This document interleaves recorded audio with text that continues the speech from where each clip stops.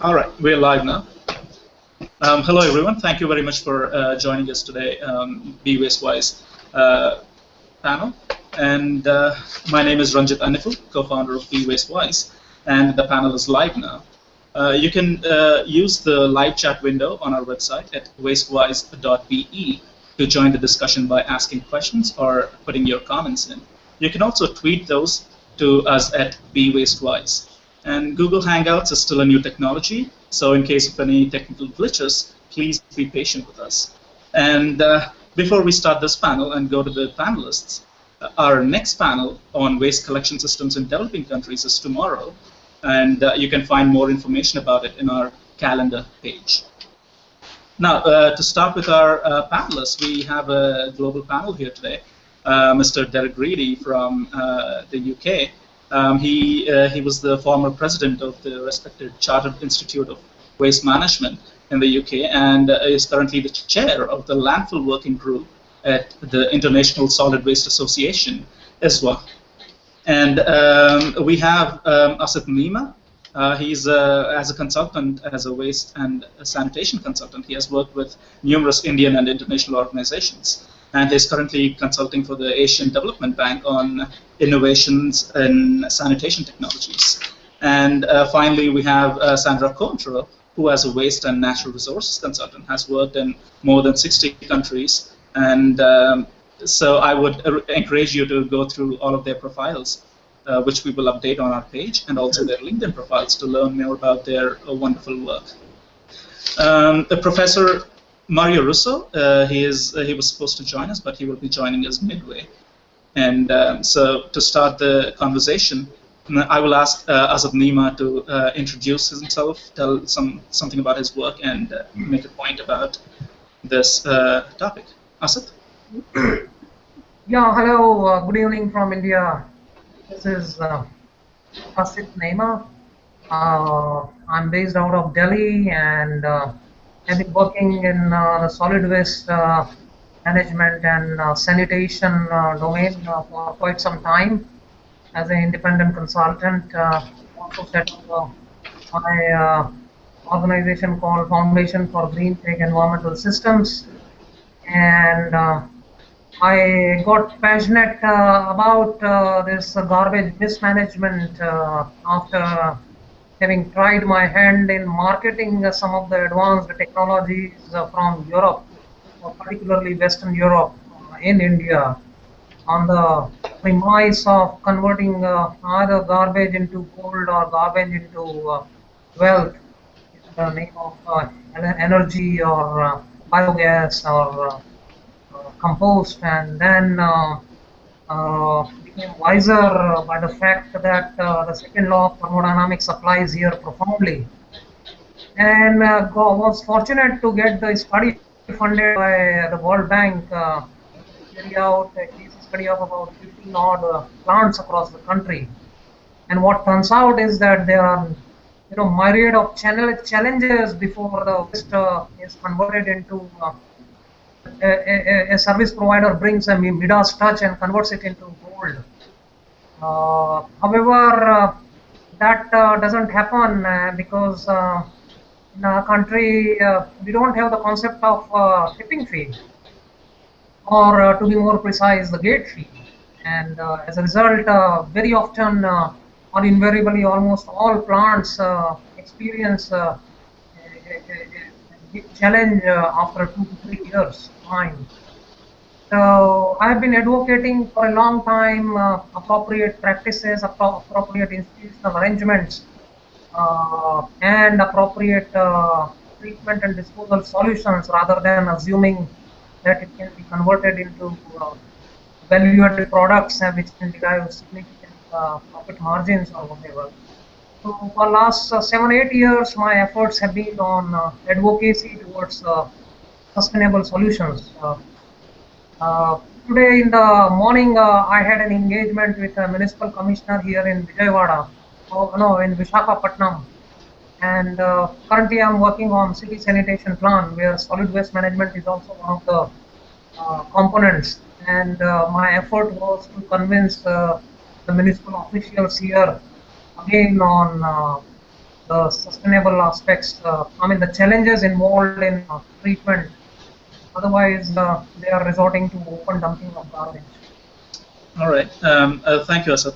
Sandra, would you like to introduce yourself? Yeah, sure. I'd be happy to. Thank you so much for including me in this new cutting-edge Our pleasure. array of transferring knowledge. I am so happy to be here and to share with you some small bits of my experience.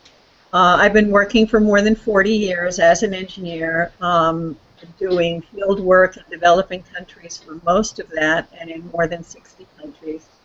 The last 3 years have been very interesting to me because after leaving the World Bank as the global advisor for solid waste, I spent half of the last 3 years in the UAE and another half in India. And then I spent some time in Kyrgyzstan. And the contrasts were very, very interesting to me. And what's in both places, what I was doing was traveling around the country and talking to, in the UAE, all the contractors of the Emirate of Abu Dhabi, and in India, many of the top contractors around the whole country in numerous states, and seeing their facilities. And what was interesting to me is how the outsourcing is so problematic in actually both countries, and how the outsourcing in both countries has a very unreasonable expectation that garbage is gold and the private sector should somehow make so much money that the government doesn't need to pay. So if you go to the UAE, you would be surprised that all of the disposal is in open dumps. And in Abu Dhabi, all of the hazardous and non-hazardous waste is going into open dumps. And there is a little bit of treatment of green waste by composting, a little bit of hospital waste treatment, and then a small amount of tire recycling and used oil recycling, very tiny. So 90% or more of the waste is open dump. And when the country talks about recycling, the reality is that the recycling involves hiring waste pickers from South Asia to work in a concession at the dumps, picking through the waste. So, and when you go to India, there is actually in India more safe disposal of waste as a percentage. And there are many people trying to do safe sanitary landfill, whereas there's not a single one in Abu Dhabi Emirate. So it's very interesting. But again, in both cases, the problem is the lack of appreciation for developing a win-win relationship with the private sector, embracing the private sector as a strategic partner where the risk allocation between the two parties of government and the private sector is balanced. There's this desire to be tough and impose everything on the private sector in terms of risk and to pay no tipping fees or very little tipping fees that can't cover possibly the costs. So in both cases you see the private sector suffering and contracts failing. And then in India you have the additional problem of political sabotage, where the municipalities sabotage it if it's been set up by the state, or the political regime that exists sabotage it if it's been set up for the previous political regime. And the sabotage is done by not paying the contractors or not giving them the support so that they can collect the user charges or whatever it might be. So these things are very interesting, and they're not so much technical problems as problems with the way both countries are doing procurement. I could talk about other countries, but at this point, I thought I would just mention those two because I've been really concentrating very heavily in both of those areas for the past 3 years. Sure. Wouldn't expect UAE had such a waste management system, being a Nobody high-income would country. expect it. Yes. Yeah. That's and but while there's some source segregation going on, the only recycling is being done by pickers. At the dump, will work in big concessions, and the concessions actually have to pay to the government for the right to pick through the waste. Okay. That's interesting. Derek, do you want to go now? Introduce yourself and your work. Hello, everyone, and like Sandra and Acid, it's a pleasure to be here with you today. I've been in the industry not quite as long as Sandra, but since 1975 when I first started. I started as a waste regulator, working for a local authority, Cambridgeshire County Council, in their waste disposal department. And I then moved on to work for several private operators within the industry, operating mainly landfills, because back in those days what we did in the UK was all about landfill and nothing else, because you probably recall in 1995, I think it was, when the landfill directive was being introduced, the UK was landfilling 90% of its wastes. So, you know, landfill was obviously the option to use. I then went on to do some waste planning for a local authority, doing some planning work and planning for new facilities, trying to identify new treatment options and solutions for local authorities away from landfill. But in the meantime, my love for landfill has always been there and will always be there. And although I've retired now, and I've been retired 2 years, landfill is still in my heart, and I will still continue to promote landfill for as long as I can, because I think it is a sustainable environmental option. Sandra's smiling, but I'm sure she understands where I'm coming from. But in terms of my own project work, I wish I could imagine retiring, but I just don't see it in the horizon. Yeah, in terms of the project stuff, I've continued to work with a group called One World Link. They operate out of Warwickshire, and we've got a waste management project in Sierra Leone, in Bo, which is the second city of Sierra Leone. I say it's the second city. You know, Freetown has a population of about 5 million. Bo, where I'm working in, has a population of 200,000. It's the second city, so you can see the population is quite small, really. But the project is being sponsored by DFID, the Department for International Development in the UK, and will run for 4 years. And at the minute, we're just putting together a basic strategy for that particular city. Waste analysis shows us that about 90% of the waste they actually throw away is organic. So clearly the solution for a country like that has got to be composting. Composting either at home or in a sort of central facility, and to be used in agricultural land. During the war, clearly a lot of the agricultural land, the rice fields, the paddy fields, were all lost to the war, and they've got to sort of reinvent agriculture, and purely composting will help them to do that. In terms of recycling, you don't see anything in the waste that you can do much with, because it's all taken out at source, and people are actually making things with those products. They're taking out aluminium cans and they're making new pots and pans, or parts for vehicles. They're removing tyres from the waste stream and making buckets and belts and slippers, and they're making cookers from old refrigerators and things like that. So there's not much that doesn't get thrown away.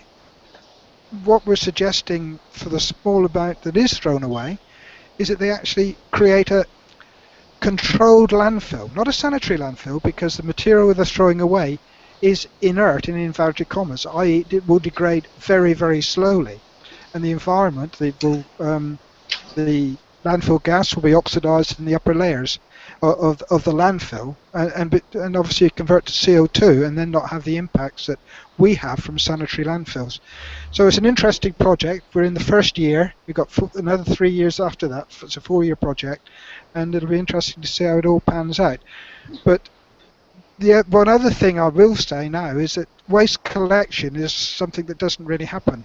And as part of this first year of the project, we're introducing youth groups to go out and collect waste from the households, and these use groups are charging for this collection service, and then they are sorting the waste into compostable material and stuff that can be landfilled.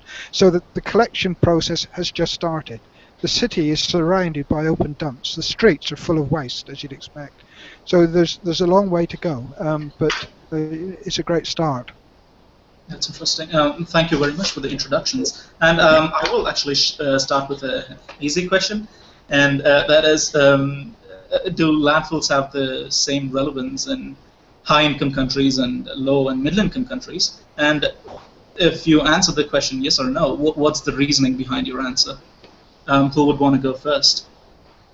Well, I'll go first. Okay. I think landfills do have a role to play in any economy, Okay. whether it's a developed or developing, low income, whatever you like to call it. It does have the role to play, particularly in low income countries where really they are vying for the money to be used for so many things, much more important than waste disposal. It's like, managing health. Managing their general well-being is so important. So if we can actually provide an environmentally sound solution, which isn't particularly expensive, but takes waste off the street and improves health, that's got to be the way forward. But in developed countries, it can act as a sink for carbon. It can act as a sink for things that we don't really have an alternative disposal route for yet. Some hazardous materials, some of the materials you find in buildings, asbestos, what else can you do with it other than landfill it probably? And so there is a role for landfill wherever we are. It's a different role in different economies. Clearly that's the case. But for me, landfill really does continue to have a role to play in the management of our waste today. I think it's very much country specific how much one should be thinking about landfill. When you go to EU or North American countries, the environmental standards are set, and those standards apply to any technology that we use. So in a sense, they're almost equal environmentally. There are slight differences, but they are very equal environmentally because they have to meet these standards. Now, in the U.S., we landfill over 60% of our waste because we have a lot of land. In the EU, they landfill much less, and some of the countries are, I think, landfilling less than 20% of the waste. And when you go to island countries like Japan or like Singapore, you see them landfilling less than 5% of their waste. So it's very country specific. But there's no question that landfill is the lowest cost safe alternative at a cost of around $15 to $25 per ton. And then when you go to composting, it's around $25 to $35 per ton. And then when you go to the other technologies, gasification and incineration and everything, they would basically be over $100 per ton. So clearly landfill is the least expensive.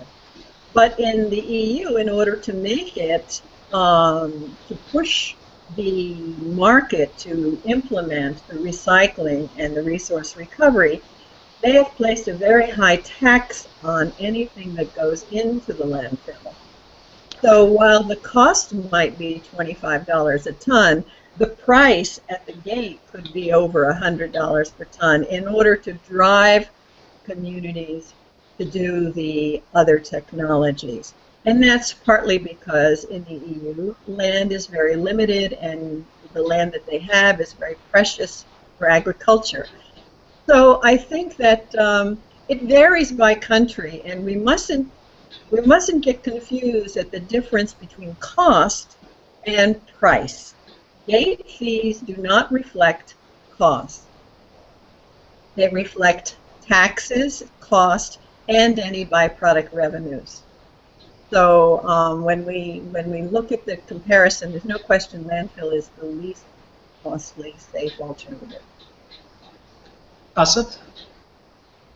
Yes, I think sanitary landfills are relevant in all settings, all countries. Maybe in some countries, maybe less quantity is being diverted to the or sent to the landfill, and in countries like US, perhaps there are not that much of concerns. However, we have a very very strange situation here in India. I'm going to speak more from point of view and based on my experience of India. What has happened is that our policy appears to be influenced so much by the European considerations, and with the argument that there is significant paucity of land, and therefore land cannot be land cannot be used for constructing landfills. So that is one thing. Second is that the policy is to reduce construction, reduce the requirement for landfill as much as possible, and therefore go for treatment of the garbage as much as possible. And then when you go on the treatment route, you then they have the expectation that the treatment should be financially profitable, not just standalone or viable, and therefore the operator has to sustain on his own without any tipping fee or gate fee. And then what happens that very soon the plant closes down and all the material is ready for open dumping, because in the absence of a landfill. So this is the scenario, and in the overall this debate, landfill has been given a bad name. Very often people consider that landfill is the most undesirable thing, and for a variety of reasons, so misperception, misunderstanding, or inappropriate communication by our fraternity perhaps. And second thing I find is that very often the word landfill is used very indiscriminately for describing open dumps. People don't distinguish between a sanitary landfill and an open dump, and particularly the journalists in the newspaper, when they are reporting, they define open dumps as landfill, and that makes a very strong adverse impact in the minds of the common people, that if open dump is a landfill, then I don't want a landfill. So that is one. And second thing is that there are more number of people expressing their views who do not bring any domain expertise. So they are influencing the whole policy and the programs or the projects. And as a result, what happens is that inappropriate solutions are being brought out.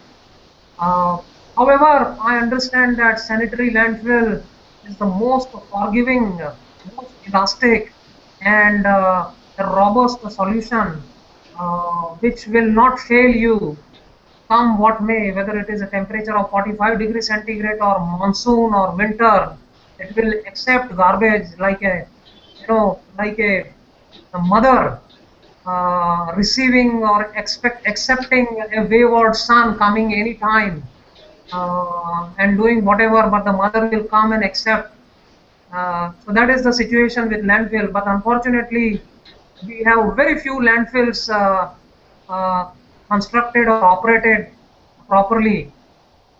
We have a number of cases where cities have constructed one cell of a sanitary landfill just for the namesake, and they are not operating it. They are not operating it because we have again a strange law as a part of the municipal MSW rules that untreated garbage cannot be allowed to go to the landfill. That's interesting. So treatment is a precondition, and those municipalities who have gone ahead and constructed the landfill but have not constructed a treatment plant are now in a very funny situation.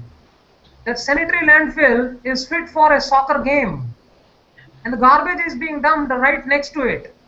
Right. I actually wanted to ask a question about this. Have you seen any sanitary landfills in low and middle income countries and successful sanitary landfills which were built successfully and operated successfully? Well, there are many all over the world, actually. There are so many. So yes, there are, especially in Latin America. One sees as you go through the country's levels of economic development. Of course, you would see in Latin America some of the most successful sanitary landfills because they're upper middle income. And then in East Asia, you would see some successful sanitary landfills, and some of the earliest landfills. I mean, I remember working on some early landfills in the late 70s in South Asia.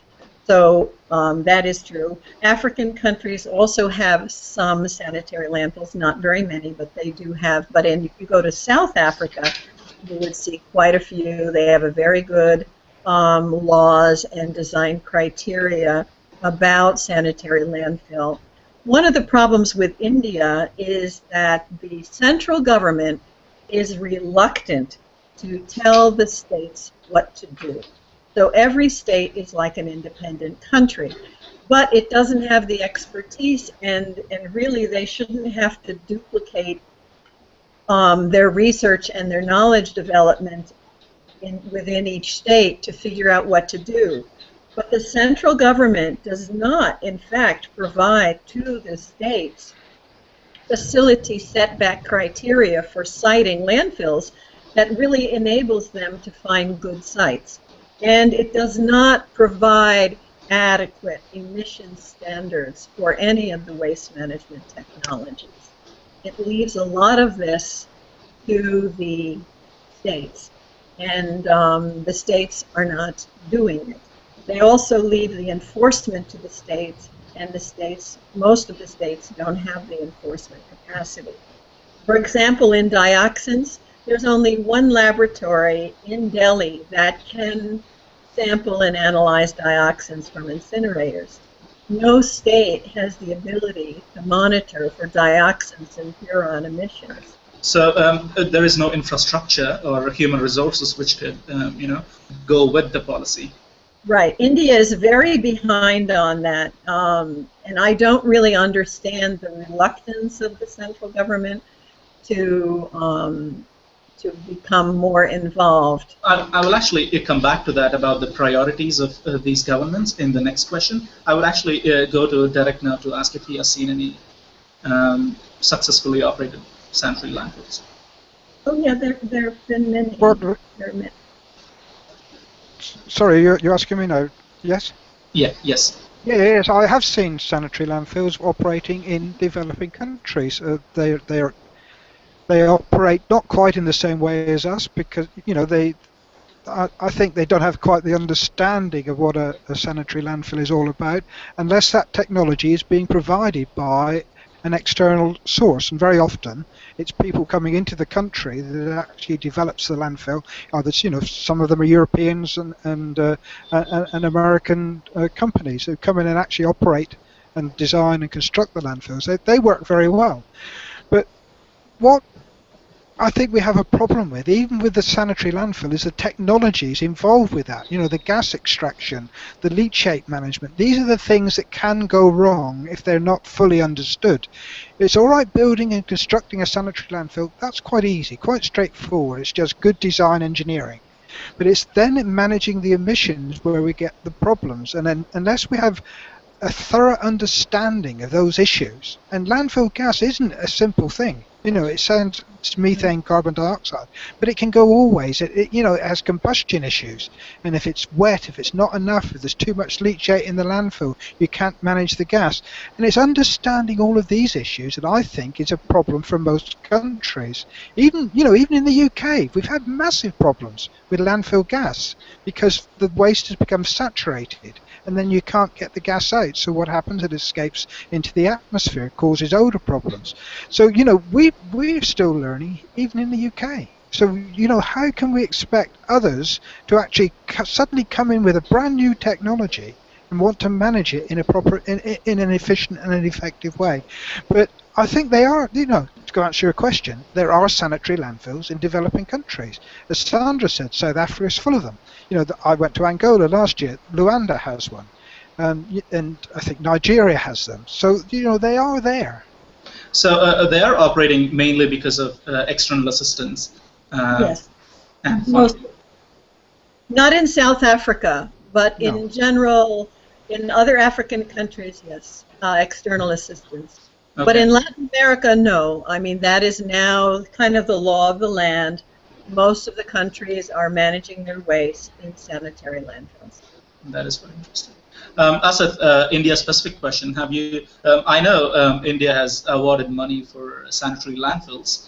Have you seen any successfully operating ones in India? I've been to many in many states, and I have never seen a successfully operating one. Okay. In fact, what Asad was talking about is definitely true, that they keep the waste out. But the other thing is that this rule that, it's not a rule, when they make the procurement, they tell the contractor, they give a grant for the first 5 years sell.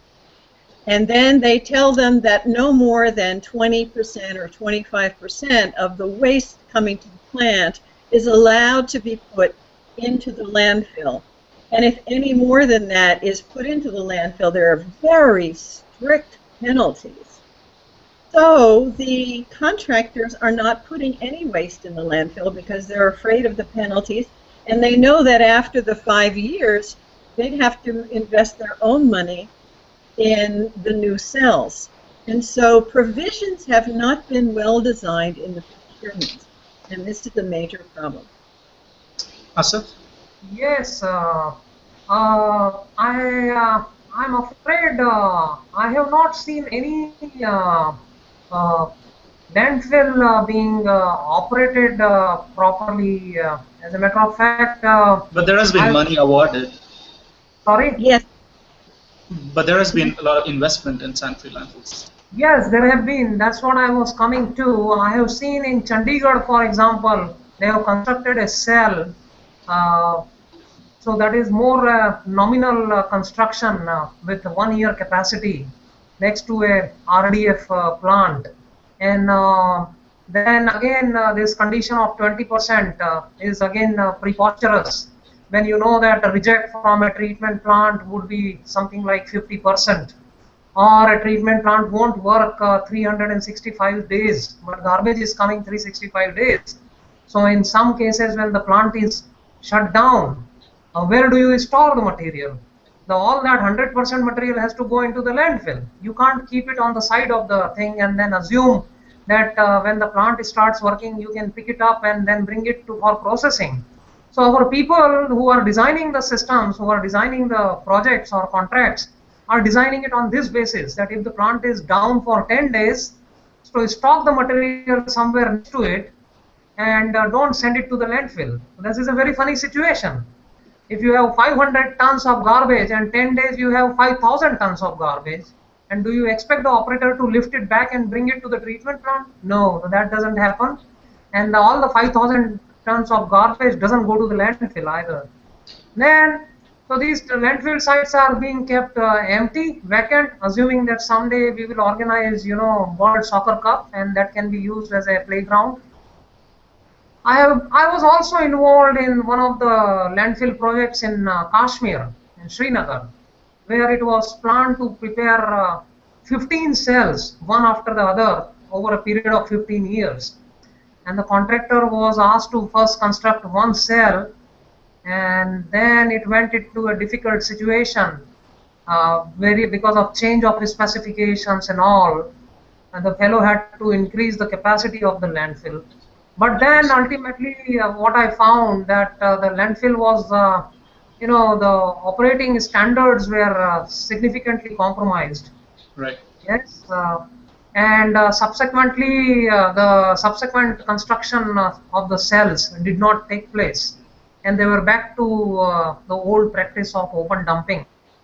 Okay. So I'm afraid I have not come across any kind of, the state-of-the-art operation and maintenance of a landfill as I had seen in maybe Austria or Italy or Germany or the US.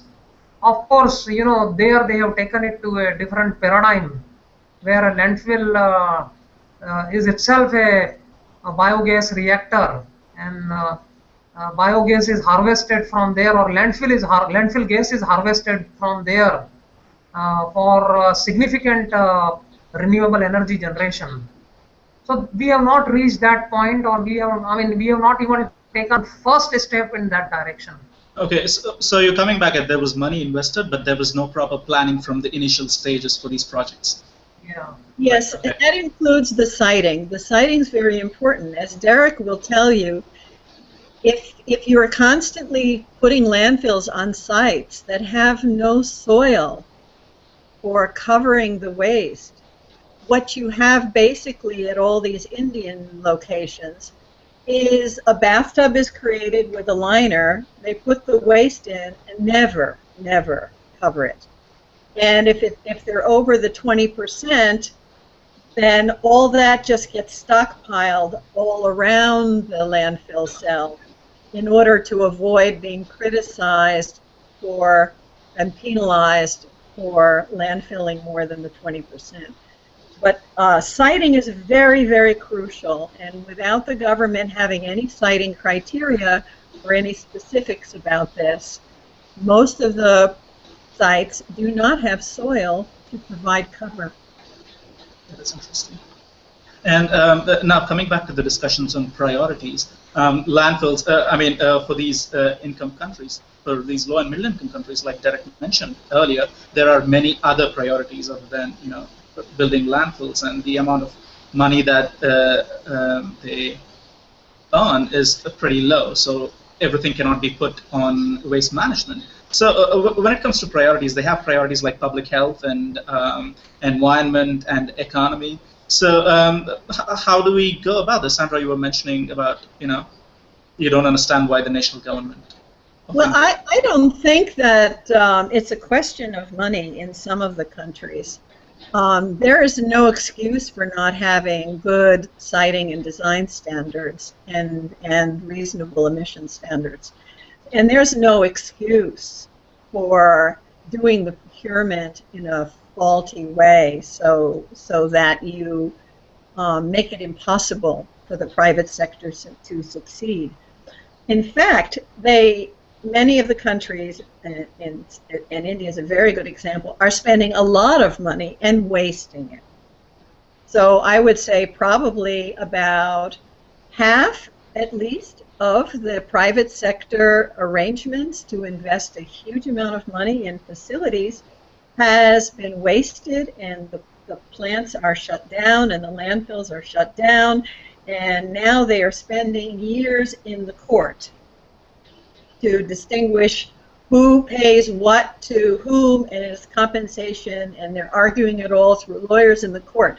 So in terms of priority, yes, water is a priority, food is a priority, electricity is a priority, and there are brownouts and blackouts, and there are problems in all those areas, and solid waste doesn't come up to the same level as those three priorities.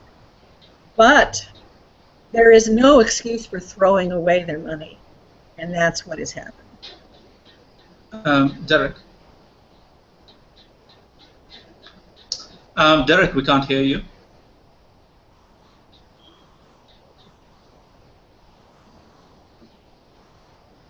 Can you hear me now? Oh yeah. Hello? Hello? Yeah, you can. We can. Yes. Sorry, money is a real issue. In this city in Sierra Leone where I'm working, only 45% of the people pay their taxes to the local authority. The government pays the local authority 3 months late for its funding, for its what it has to do. So without that, where do they spend their money? If they're stuck between stopping diseases or putting landfill or waste management into practice, that's what they're going to do. But what we've got to sell, the message we've got to sell is that waste is associated with disease and ill health.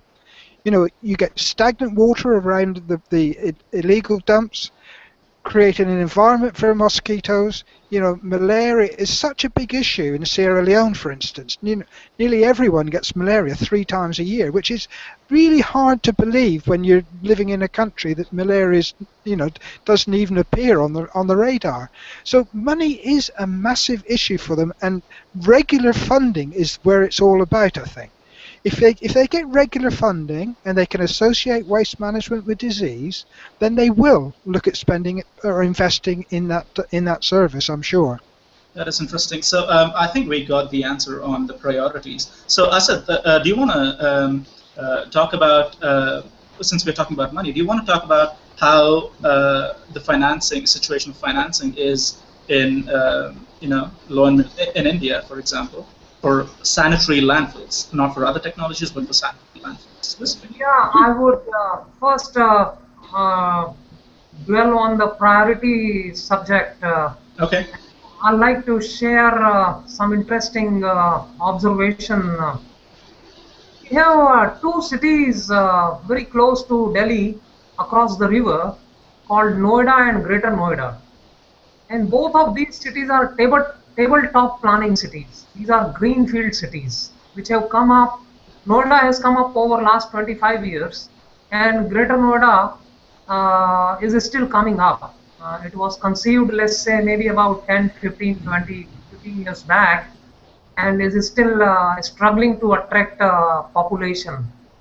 So you see, from greenfield cities, one could have very well given land for garbage management, Right. for treatment plant, and because we are so obsessed with treatment of garbage and converting it into a value-added product, and also could have given land for sanitary landfill site.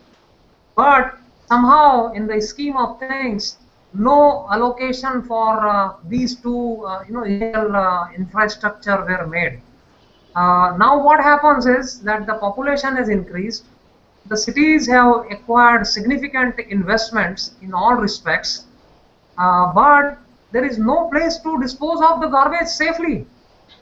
And what is happening is, we give this argument that we are short of land, but we will be surprised that on the outskirts of Noida and Greater Noida, we have constructed a Formula 1 racing course, which takes size of about 5 soccer fields. Okay, 5 soccer fields. And that racing course is used only for 3 days in a year. And last year, the king of the Formula racing course gave a pass to India. They decided not to come to India at all. So this Formula racing course was not used for the whole year at all. So only some rich kids bring their Ferraris and drive there. And we have garbage being dumped all over the place in the name of paucity of land. So this is an irony.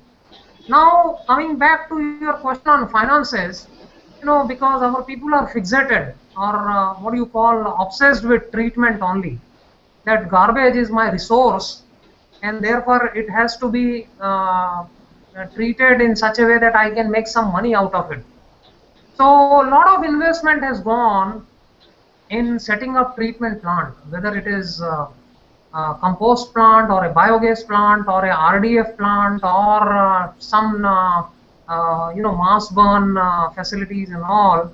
And the fact is that almost 95%, 100% of them are dysfunctional. So the priority is in setting up those that kind of infrastructure, which is doubtful to survive over even beyond 2 years. Whereas there is no investment happening in sanitary landfill at all. That's an unfortunate thing. And then, you know, the recent MSW rules, although they have not yet been sort of finalized, but in the draft version, it appears that the rules kind of, as I was saying in the beginning, that landfill is given a bad name. So no organic material is allowed to be disposed of in the landfill at all. The objective is to minimize use of landfill, construction of landfill to the minimum. Okay. Now, if the rule is saying like that, you can understand the priority of the project planners. So there is a misunderstanding of the role of landfill at the policy level and also the financing level. Misunderstanding Yes. or lack of understanding?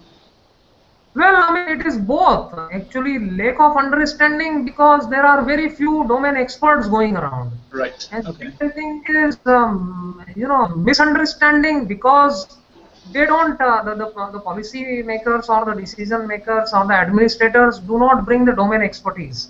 Interesting. And people who are going around as advisors are not bringing the most mature, up-to-date or internationally robust experience. Yeah. So with all these factors, we have a half-cooked solution going around, and city after city is realizing that what they got into was not a mature solution. Okay. Okay. After they started this. Thank you, Can Asad. I come in here? Sure. Yeah. Go ahead. Yeah, it's just that I think we get the whole scenario the wrong way around. What's happening to me in many countries is that someone decides on a technology and brings the technology into a country and thinks it will work without really understanding what the waste itself is. I was in China last year to find that there was a new fluidized bed incinerator there, but had been built to burn the local waste because it was a decree that I think cities of 1 million population or more have to incinerate their waste. But they were importing 50% of coal to actually burn the organic waste to make the thing viable. Now that's someone bringing technology in without understanding the waste. I was in Lagos. They built an incinerator once.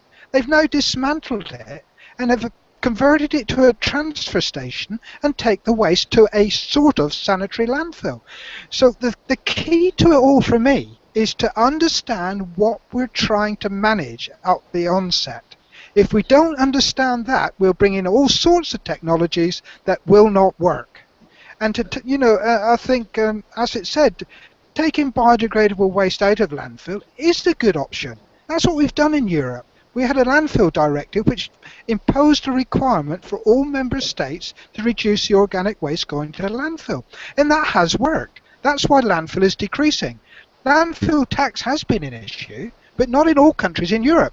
UK has a massive landfill tax, but Denmark has next to nothing. So it's the landfill directive that really drove what's happened in Europe in terms of diverting biodegradable waste away from landfill.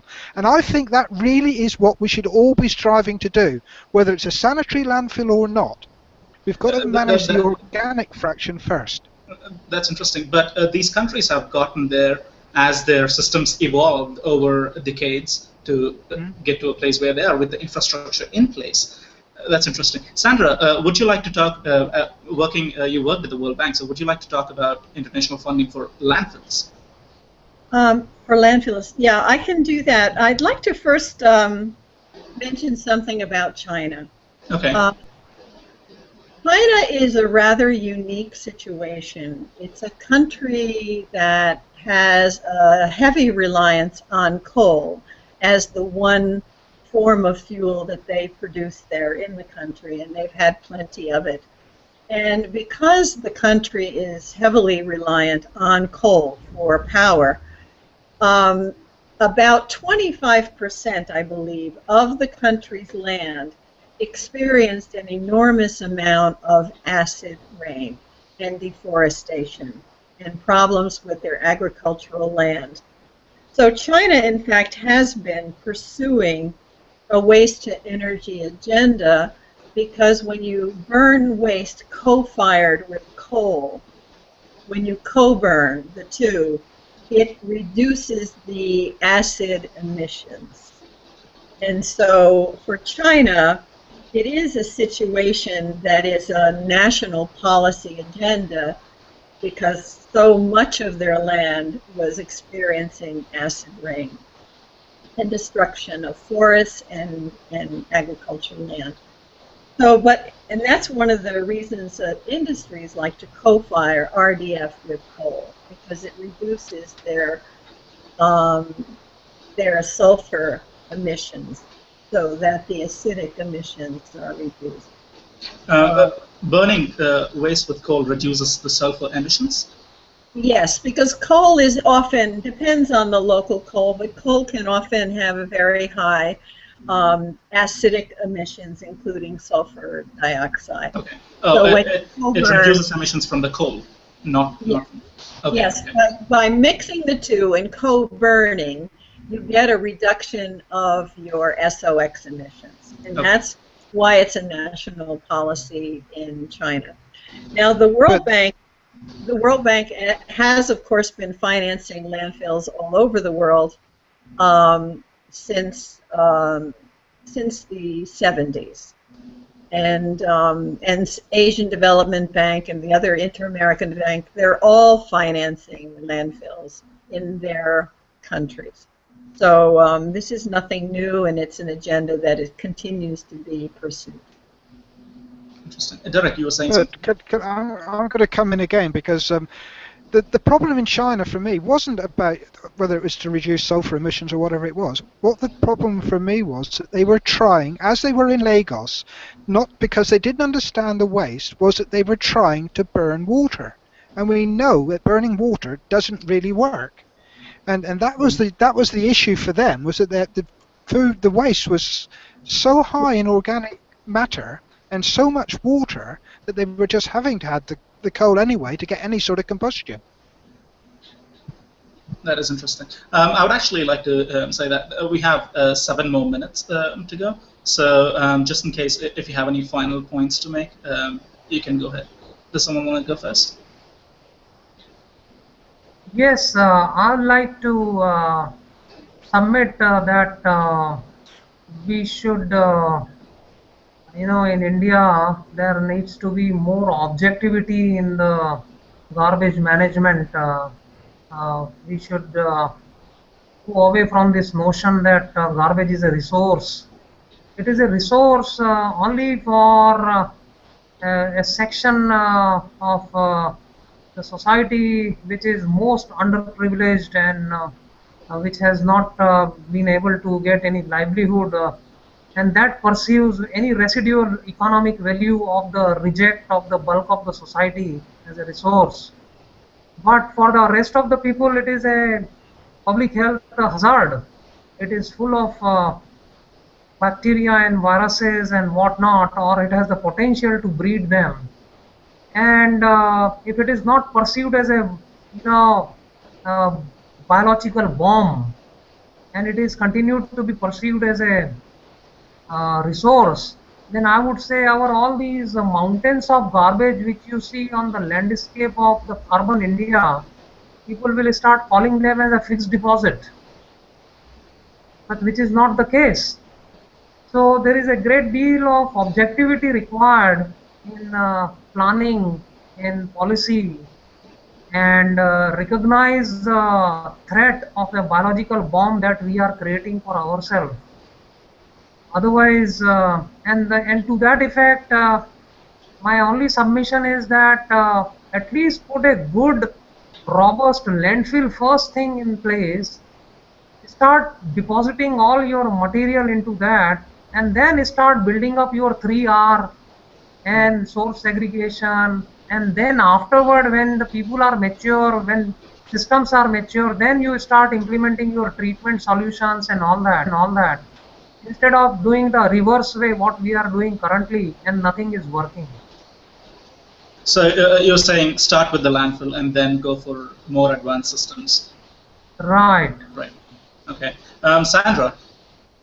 Yeah, I would agree with what Asit said, and also I think one of the things that is coming out now that the government is understanding is that in India, and it's important for other places as well, is that one needs to separate the sweepings and the drain cleanings from the waste that is collected to go to any processing plant, because the drain cleanings have a huge amount of fecal material in them because of the lack of sanitation in the poor countries. and the street sweepings just have a lot of sand and dirt. And those things are detrimental to the processing plants that exist right now. So they make it hard. So the municipalities need to have they need to separately just handle that waste and take it for landfill. Because it's making the prospect of generating revenues from the processing more difficult. That's interesting. Derek, would you like to? Yeah, for me, I think I agree with all that's been said. But what is really important, I think, is not to try and take too big a step initially.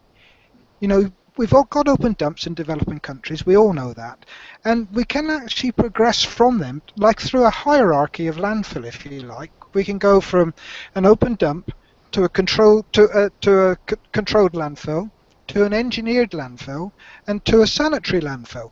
And don't think we can get from the dump immediately to a sanitary landfill easily, because it's not easy. We may just start applying daily cover, having an access that's controlled, and i.e. making the controlled environment, and then move on to something that's engineered, something that is sort of lined and capped at the end of the day, and then move on to the sanitary landfill where we have all the emissions management.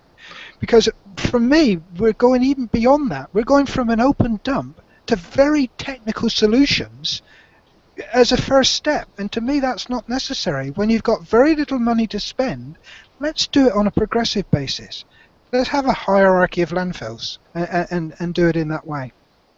That is interesting. So from the panel, what we hear is landfills are relevant in all contexts, even though they play different roles based on the country's local conditions. And to actually move from open dump sites that we see in low and middle income countries, we should go slow, starting with control landfills and then move up the hierarchy. Yes. That is the way. Yeah. That is what Latin America did, which is they had great leadership from the Pan American Health Organization, which is the subset of the World Health Organization. And there was a lot of training and a lot of manuals at the municipalities, and they did these controlled landfills like what Derek was talking about with manual labor. A machine would come in and dig a hole, and then the manual labor the trucks would dump in the hole, and the manual labor would put the soil on top of it. So if you have a machine, it can come to your community, if you're a small community, once a month, dig a hole, put the soil on the side, and then you can use manual labor actually to put soil on top of each layer of waste.